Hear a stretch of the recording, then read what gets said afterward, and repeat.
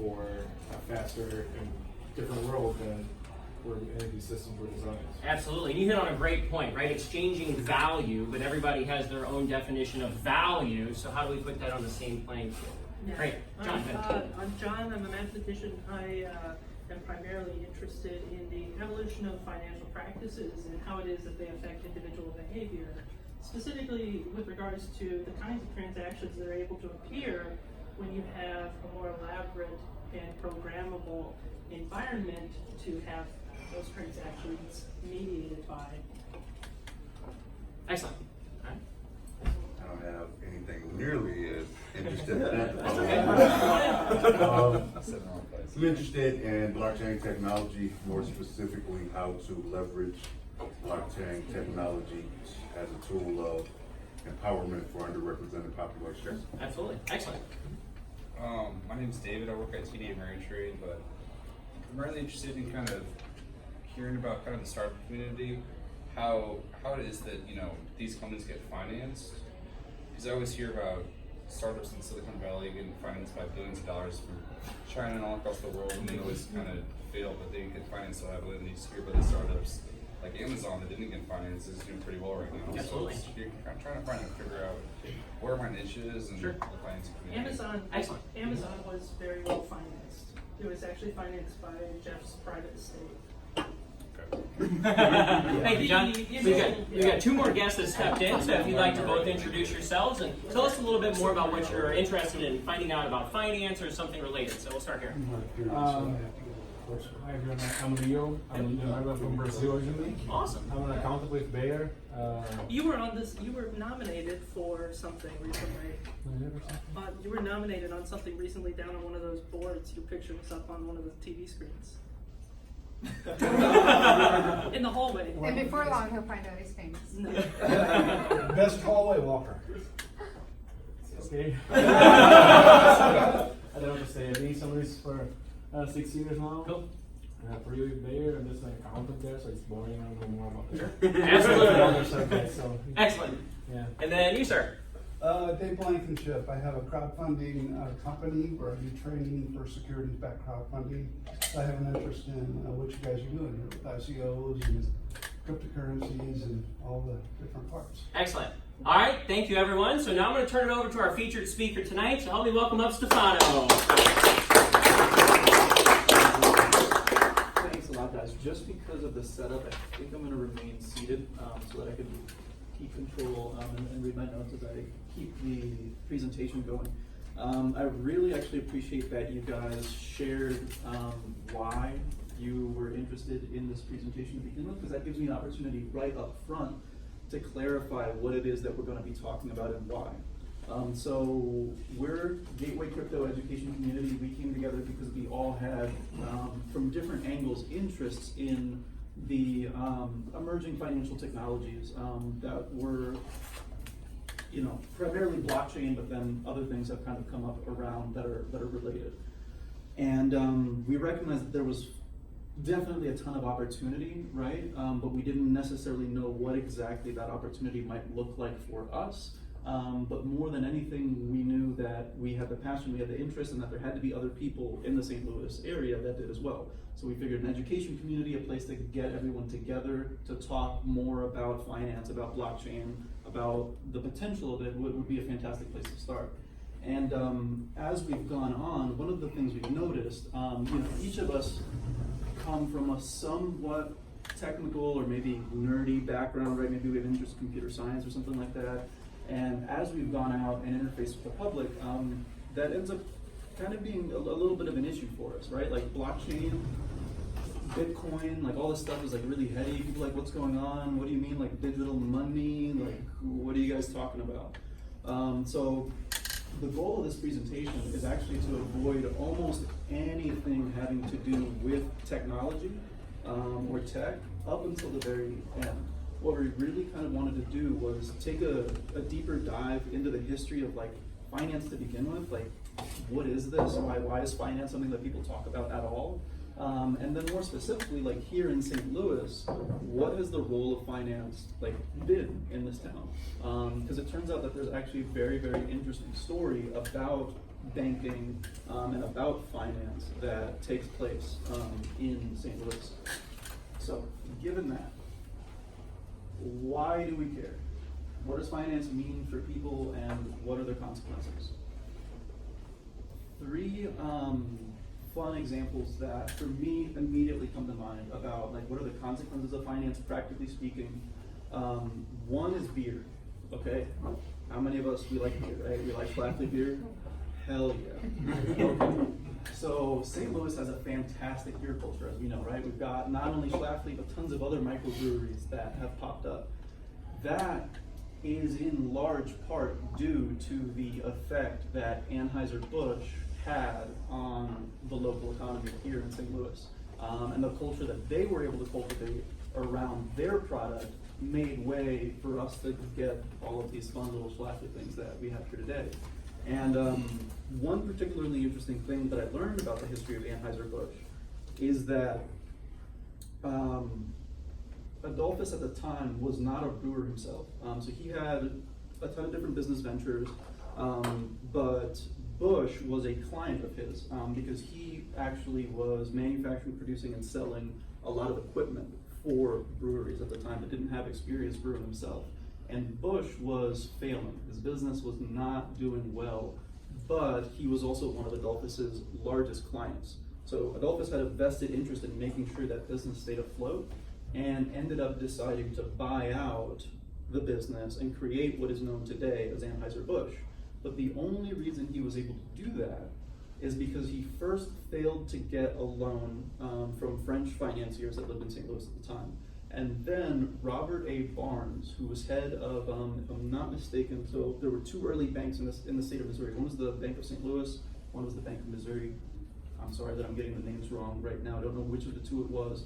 Robert A. Barnes was in charge of it and extended a line of credit of $50,000 to Adolphus in order to buy out the business that eventually became Anheuser-Busch, right? So right there, we have practical consequences. Without this financing, without a $50,000 loan to somebody that wants to take on a venture, we may not be enjoying these beers that we have today.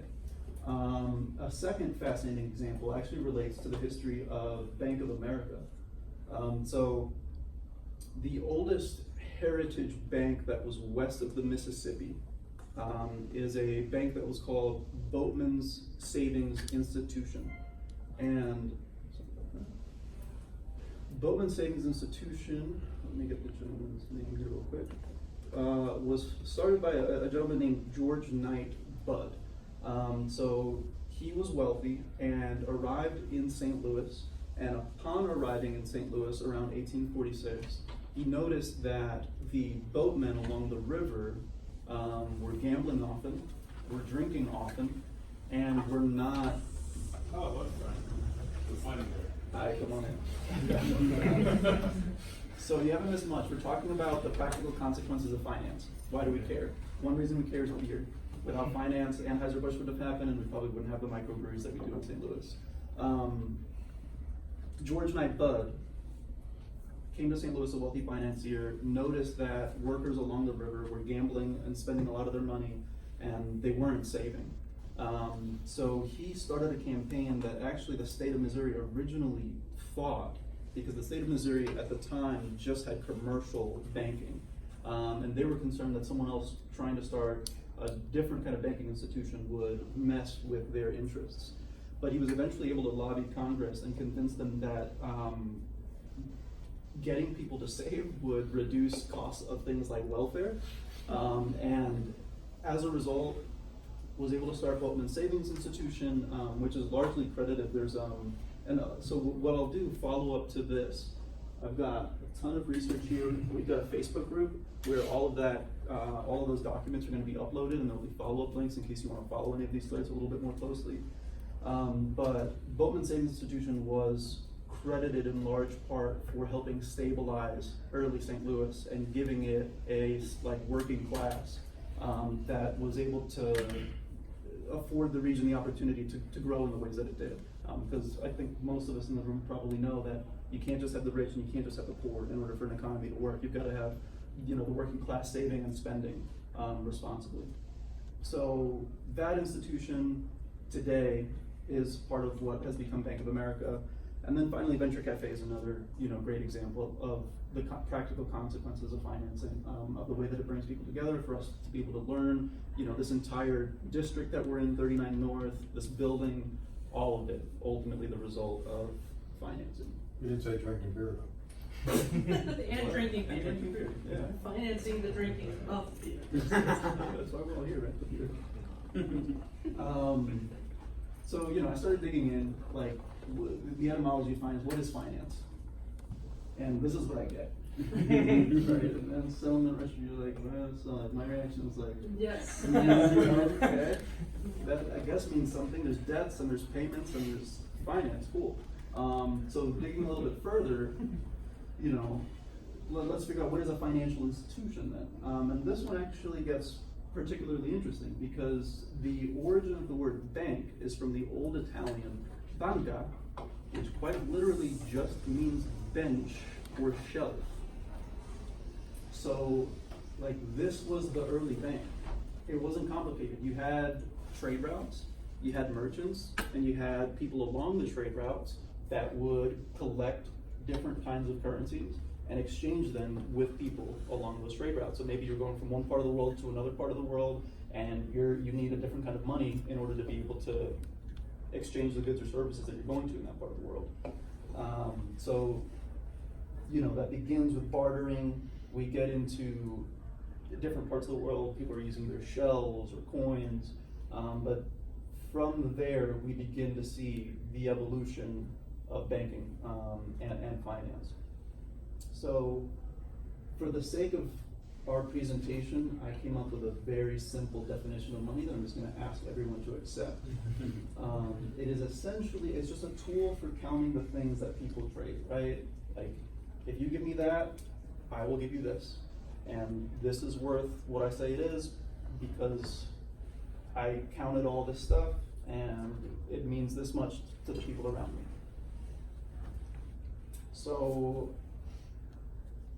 the appearance of money is particularly important in the development of civilizations and the marketplaces that we were talking about. It's because of money as a medium of exchange that we're able to introduce new kinds of efficiencies in human social organization, because instead of me as a chicken farmer having to carry all my chickens and go through 8 different transactions, I'm able to now seamlessly transact with multiple different people. And that evolves over time. We get through to civilizations like Mesopotamia.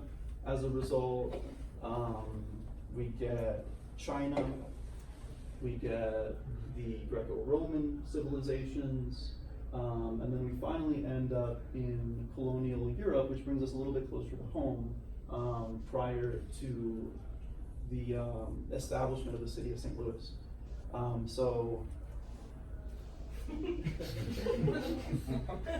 Is that Westworld? That is definitely Westworld. Okay, yes. Is that Aaron's girlfriend? Not yet. So this highlights actually let's go through this slide. Yeah, perfect. So banking and finance in the early United States really was just the wild, wild west. In large part, right, so the early Americans had a very bad taste in their mouth about England and anything to do with England and their practices, right? They did not particularly like the centralization of power. So everything that established the colonies was all done primarily through the Bank of England. And when the colonists established their own states and organized, there was a ton of bitter debate about banking and how it should work. So literally down to like the Constitutional Convention, like this was an early argument. Do we have a national bank or not? Do we just have a bunch of regional banks and let everybody kind of handle it however they want to handle it? As a result of not really being able to effectively answer that question, we get a couple hundred years of craziness of this. Is that what panic looks like? That's what's right? So as you can see, just about every 10 years or so, right? So what you can imagine is, for anyone that's looked into, macroeconomics, you've got short-term debt cycles and long-term debt cycles. What you can see is basically every short-term debt cycle, there's a massive panic. Like there's, as opposed to there just being like a minor recession, we have bank runs, discounted banknotes. So actually, in addition to these context that's important to give here, because everything is decentralized in early America, as far as banking, there's no uniformity across banknotes, right? So if you're trading, you have to keep track of the different kinds of notes that different kinds of banks issue their depositors. Because if you deposit money in a bank, you're going to get a banknote from that bank. And anytime that there is a panic like this, what happens is those banknotes become discounted. They're no longer worth what they used to be worth. So not only are you keeping track of multiple different, right, instead of like having a $1 bill that you know is a dollar bill at every bank, you've got to keep track of multiple different kinds of banknotes, and then you've also got the fear that by the time you go and turn that banknote in, it's not even going to be worth what it was originally worth when you traded whatever it is that you traded for that banknote. That sounds a lot like cryptocurrency. Oh, weird. So yeah, panic. Well, that must be where sponging off somebody came from. So, some other fun, we touched a little bit on the Boatman Savings Institution. Really, the only point there is that, as early as 1847, we've got large financial institutions that are starting to kind of like spring up and bubble up in St. Louis. In 1887, so we could go so into depth because that debate about whether to have a national bank or not goes on and on and on, and really only gets settled right around the Federal Reserve Act of 1914. But there are two national banks that do get established prior to that, that ultimately end up getting repealed as well. So there's a lot of back and forth in the country about whether or not to nationalize the banking system. After one of the financial panics that resulted in getting rid of the national bank at the time, the president established several central reserve cities. So there wasn't an official state national bank, but there were national state banks. So if you were, right, so what that means is that you received a different kind of a charter from the federal, so it wasn't managed in any way by the federal government, but you were considered a national bank, a private national bank. Of the cities with private national banks, 3 were selected as central reserve cities at the time. So one was New York, one was Chicago, and the other one was St. Louis. The reason I bring that up is it's indicative and representative and a reflection of the importance of St. Louis in the American financial network at the time. For it to be selected as a central reserve city meant that enough money was flowing through St. Louis specifically that the federal government wanted to make sure that there were, so the requirement, if you're a central reserve city, it meant that, sorry guys, there's a lot of context to give here, and I'm trying to figure out how much everyone knows about how banking works. So a bank only has to keep a certain amount of its total deposits in their accounts physically at any given time. The rest of the money they can use to invest and other banking practices. They can use those funds for. Central reserve cities had higher reserve requirements than other banks. So again, due to the fact that there was so much commerce happening in that city. So the logic there is that if there is a financial panic, we want to make sure there's enough stuff on the books here that when people come to collect, you guys have the money available. Now, is the Yes. Federal Reserve an entity of the government, or is it a private? Fantastic question. It actually ends up being a little bit of both, which makes it particularly unique relative to a lot of other central banks. And this, So by the the way, answer is yes. 1887. Yeah, right. The answer is yes. Yeah, but you gotta look at the Fed against FDIC, the insurance part, and they work hand in hand. And if you notice, FDIC's in Kansas City and the Fed's here in St. Louis. And so they're like arm length relationship and everything. And Which we'll so- get to, I'm sure. but the Fed is the ones that certify the bankers, you know, that's the But private even the part structure we're of talking about. even the structure of the Fed and the Federal Reserve itself, so you've got in Washington a board of directors that is part of the federal government. Right. But then each branch, so like the Minneapolis, San Francisco, New York, St. Louis, Kansas City, they're each actually private entities and they've got their own board of directors. But the Fed certifies the guy to be a banker. You know? Absolutely, And right. So that's the private there's side. this exactly of the quasi situation. hybrid relationship that's a little And bit. that's a unique. danger when a banker goes ruse, like Sean Hayes. Right, so we'll save that for the Q&A, we'll get into the fun current events. No, I want to learn about the coin club. I mean, I got my beer. So another major institution that started here in 1890s. Edward Jones, we've got some representation here from Edward Jones today. And then the Panic of 1907, specifically, by that point, enough people were fed up that they had, there was enough public support for them to be able to push the nationalization of the banking system at the federal level. And it's at this point that Woodrow Wilson, with a primarily Democratic-controlled Congress, gets the Federal Reserve Act passed. And what the Federal Reserve Act does is it establishes an organizing committee, and it gives that organizing committee a basic framework for what it is that they have to go and do, which is draw up 8 to 12 districts in the United States that will each have their own reserve bank under the hybrid structure that I described earlier. And what's fascinating about this organizing committee, for the sake of our presentation, is that they had to justify the decisions they were making. So the way that they did that is in part by doing like a listening tour. So they had cities all over the United States petition to become a central reserve city. And then they went on a listening tour through, I think it was like 18 or 20 different cities that they visited to hear why it is that they should have a central reserve bank. But then they also went out and did a ton of research, which is some of what we've got here. So it's like it's the really really enlightening. HQ2 at the time. Yeah, no, it's very much like that, exactly.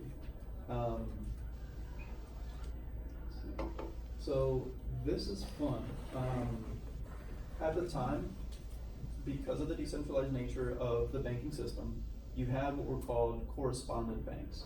So private banks would develop relationships with each other so that they could facilitate the transfer of funds in case of emergency or just large transactions or anything like that.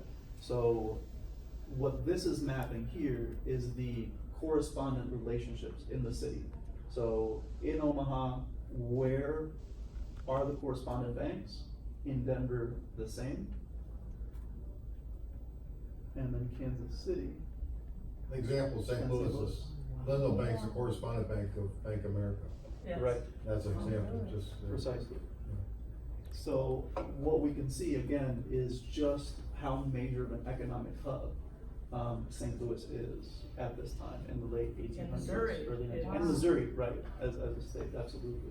Because yeah, I mean, just to contrast one more time, right? Like Omaha, Denver, And a lot of that's Texas oil money. oh yes, big time. St. Louis has 2 oil pipelines going through it. Not very many cities A have lot that. of Texas people put their money in St. Louis. That's Texas oil money is what it is. And he's gonna probably explain why. Yeah, I'll touch on a little bit of it, absolutely. And actually, even right here, this map is fantastic. So this map corresponds to this. I'm gonna flip this back up and then read out loud what that was, because it's a little hard, but I think the information is really, really enlightening. And this was part of a submission to the Federal Reserve Bank Organizing Committee. So this was like justification for why St. Louis deserved a Federal Reserve Bank. So it reads, Chicago for,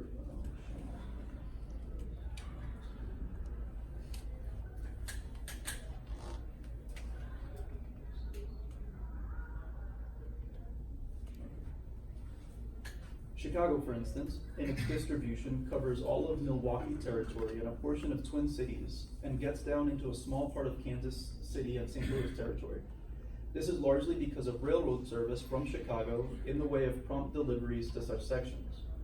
The territory tributary to St. Louis not only takes in Memphis, Kansas City, a part of Denver, and a portion of Chicago territories, but likewise extends beyond all of these in competition with such local centers of distribution, such as Dallas, Houston, Oklahoma City, New Orleans, Mobile, and others. The general trend of all distribution in the United States is normally westward and southward rather than eastward and northward. The railroads from St. Louis westward and southward are largely St. Louis railroads and primarily are interested in the development of St. Louis, so that purely as a matter of business, they give St. Louis excellent rates and passenger service so far as their financial limitations permit. St. Louis is a composite western and southern city unlike any other city in the Mississippi Valley. Since its principal competitors are either entirely southern or entirely western, the fact has a very significant bearing upon the question of trade. It is almost impossible for a distinctly southern city to sell goods successfully and to maintain continuous trade relations with people of the western states. And it is still more difficult for a distinctly western city to continue to successfully serve a distinctly southern people. So the fact that those two kinds of cities could not trade with each other, but that St. Louis could with all of the above, was very, very significant for St. Louis at the time.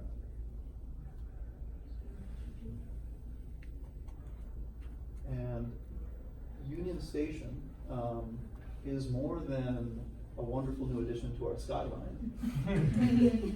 In the late 1800s, early 1900s, it was the busiest train terminal on the planet. What we've got here relates to what Carl was mentioning about Texas oil money. What we've got are two maps.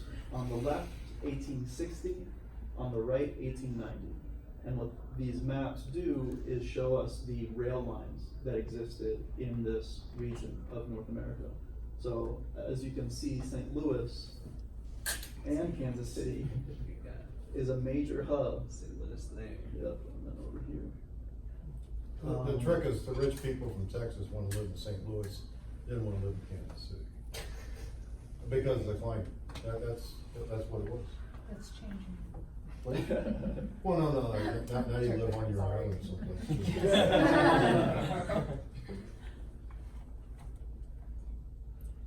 This is another great map because it was also submitted to the bank organizing committee, and this is a map of all of the banks in Illinois that wanted St. Louis to be the central reserve city, that wanted St. Louis to have a Federal Reserve Bank.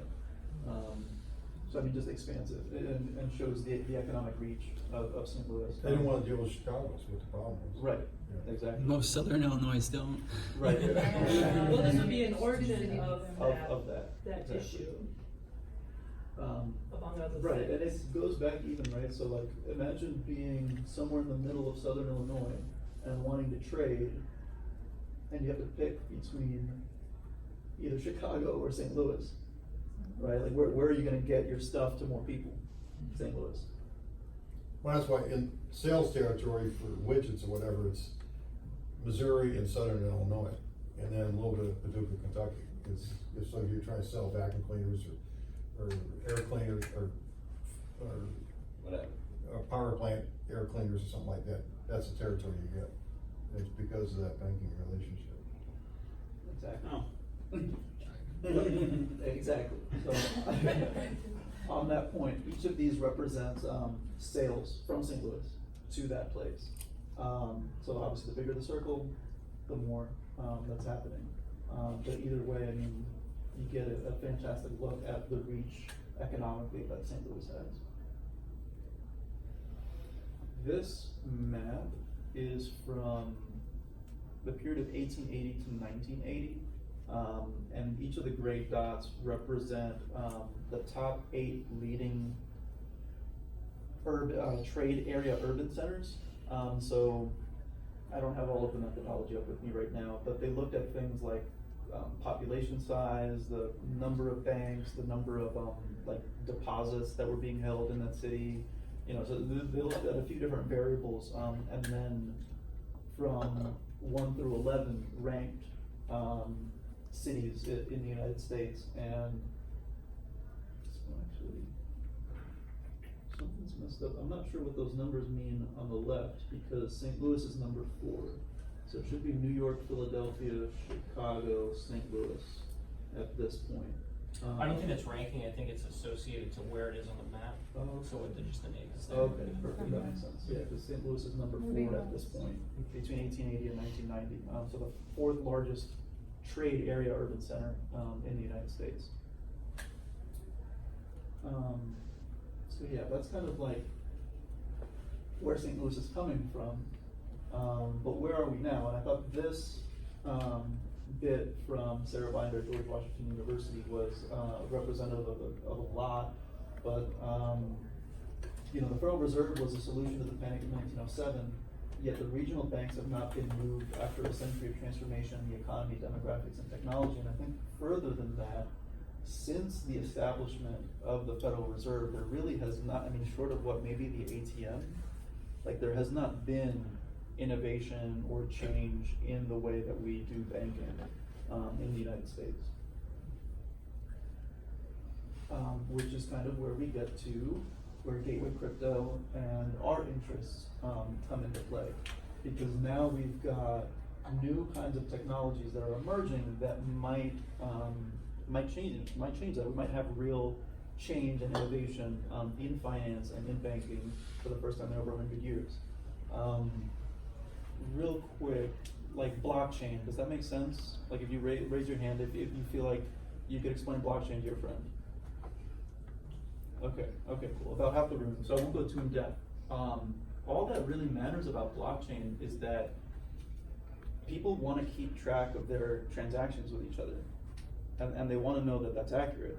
So if we take this all the way back to the bench, the trading bench, right? Once that starts to get a little bit more complicated, now I'm managing money for people from all sorts of different places. I need to keep a ledger, and I need to make sure that I know where things went and where they're going. Blockchain just introduces a way for computers to maintain a record of transactions that you know you can trust.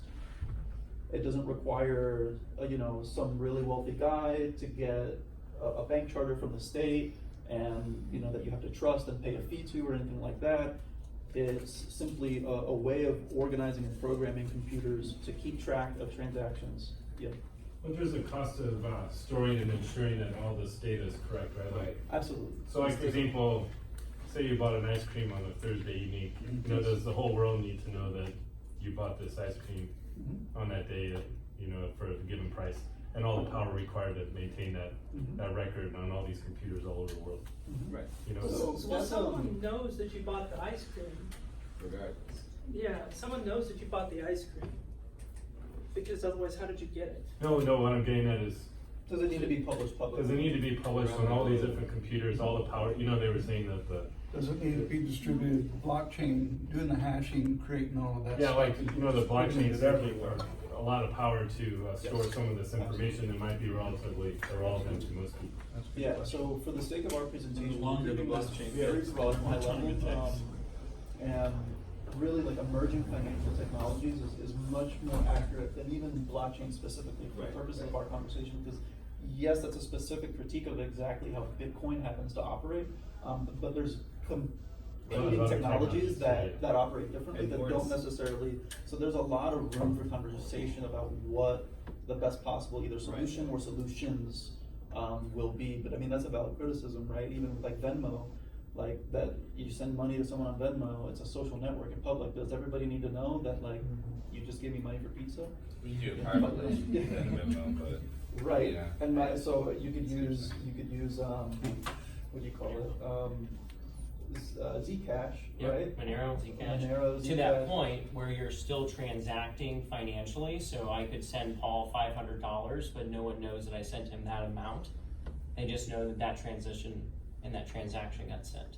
But it doesn't necessarily know my identity, it doesn't know Paul's identity. We know each other, but the world doesn't necessarily need to know that. So there is, yeah, there's a lot of privacy that comes into especially Well, that's your critical those point with the finance keys, jobs. with the keys, that, Yep.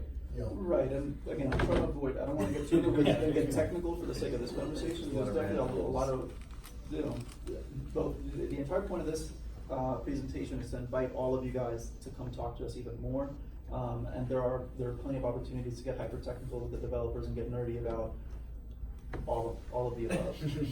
The point is that there is emerging financial technology that is creating new kinds of possibilities for exchange, for the movement of money in a way that you know you can trust and in a way that does not require the traditional institutions that we relied on in the past in order to be able to facilitate the same kinds of transactions. So prior to this introduction of this technology, there was the appearance of geographic constraints based on relative locations of resources, Texas, Illinois, and those were also constrained by those that were able to construct the places where the money was held. And the cost of construction is now much lower, although there are places where there's not electricity, for example, so there are not possible servers there. But in those cases, they still use mobile, the merging of the phone with the banking is what ends up happening because they're synonymous. So it's a completely different cost across the board to experiment with new kinds of financial cultures, whereas previously it was only those who had the oil money, it was only those that had the governmental control and Infrastructure, hard physical assets. Absolutely. So given that, right, like, are we just a bunch of crazy idealists, or is something happening? Right, who's actually putting their money where their mouth is? And when you start to glance at this list, I mean, you see things like American Express, you see things like Oracle, Alibaba, Facebook, MasterCard. Walt Disney Company, right, Nestle, MasterCard, yes. Walmart, Alphabet, Microsoft, Wells Fargo, right? So all of these different technology companies are recognizing that these technologies emerging mean something, right? We may not know who the Amazon of blockchain is, but we know that fundamentally there's value in the technology and the kinds of opportunities that are introduced by the technology. So that is more or less where we're coming from. We can be reached at our Gmail, gatewaycrypto@cl@gmail.com. We are pretty active on Facebook. We've got a public Facebook page where we just kind of publish information, and we've also got a private Facebook group. It's private just for the sake of keeping a little bit more intimate and conversational. Anyone is welcome. And then we also have a website. But our goal as an organization really is to not forget St. Louis's rich financial economic history, and not ignore the changes that are happening today that, if taken advantage of, can ensure that St. Louis continues to have that kind of an impact into the future.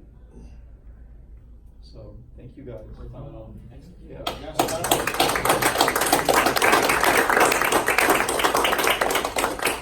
In your list of terms, you had 5 terms.